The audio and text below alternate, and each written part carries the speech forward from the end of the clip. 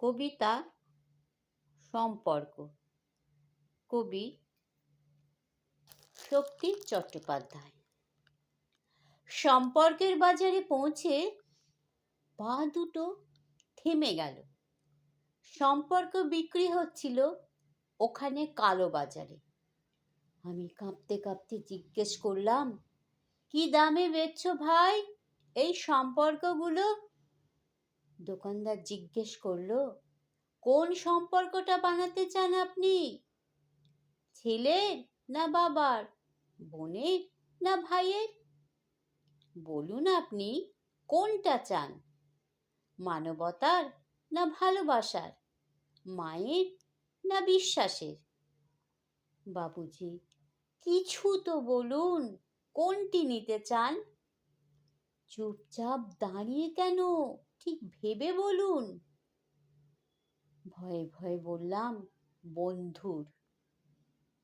দোকানদার ভিজে চোখে বলল, দুনিয়াটা এই সম্পর্কেই তো টিকে আছে। তবে মাফ করবেন বাবুজি, এই সম্পর্কটা বিক্রির জন্য নয়, এর কোনো দাম দিতে পারবেন না।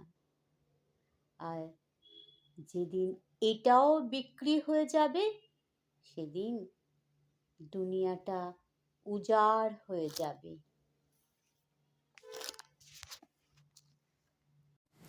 কবি শক্তি চট্টোপাধ্যায়ের জন্ম 1933 সালে 25শে নভেম্বর কলকাতার জয়নগরে। তিনি জীবনানন্দের উত্তর যুগের একজন প্রধান আধুনিক কবি ছিলেন। এছাড়াও তিনি ঔপন্যাসিক, লেখক, অনুবাদকও ছিলেন। 60-এর দশকে যে চারজন কবিকে হাংরি আন্দোলনের জনক বলে মনে করা হয়, অবশ্যই শক্তি চট্টোপাধ্যায় তার মধ্যে অন্যতম।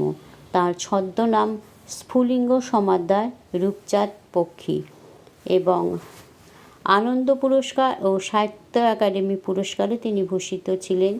তার বিখ্যাত কাব্যগ্রন্থ যেতে পারি কিন্তু কেন যাব।